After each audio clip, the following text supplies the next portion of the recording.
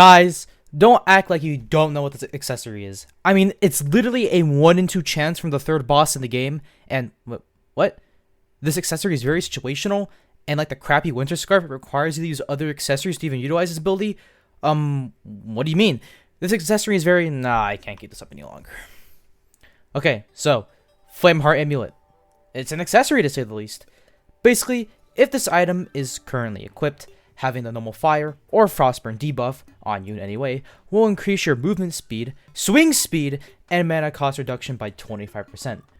Pretty cool gimmick, but this comes off as very situational since you really only want to use this accessory if you don't use volatile oil with or without glacial belt, or if, for whatever reason, struggle with the fire and frost debuffs on certain enemies or bosses so that you use this accessory. I don't know, but I pray for eternal happiness for the people who do use this accessory for bosses or enemies though, with no volatile oil or glacial belt. Anyways, I'm going to focus on the two main functions of the Flameheart Amulet, which are swing speed and movement speed. Why mainly these two and not mana cost reduction? It's because movement speed and swing speed are much harder to replicate with accessories and overall just more interesting buffs rather than mana cost reduction. Or I'm too lazy to actually do anything with it, plus if you have fire debuff, then it makes it way harder to get your mana back. So yeah, it's mostly just a downgrade most of the time. So yeah, I'm going to separate this part of the video into two sections, the movement speed and swing speed, starting with the movement speed. Honestly, it's not a lot of stuff you can use the movement speed for in an actual scenario, but you know what you can do with this speed buff? Speed builds. Speed builds. Yeah, speed builds. So yeah, welcome back to 3D speed builds. Okay, I know that the builds have been around since the dawn of dinosaurs, so I'm pretty sure the one that I've replicated has probably been made and used countless times. And there might be other speed builds with the Flameheart Amulet, but here's the one that I mainly use. There is nothing much I can say about the movement speed part of this accessory.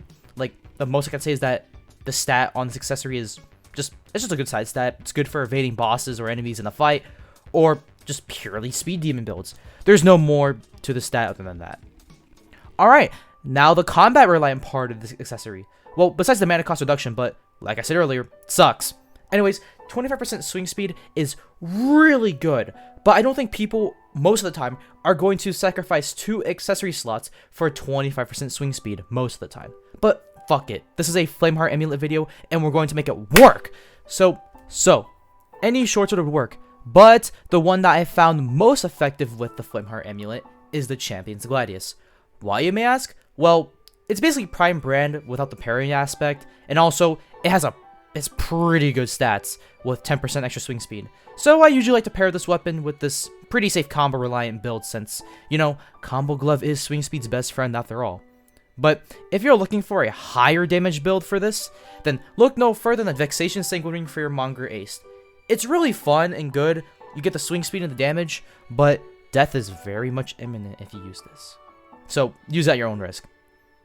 Also, I wouldn't really suggest using Flameheart Amulet on greatswords due to actual decent greatsword builds requiring crit rather than non-crit accessories.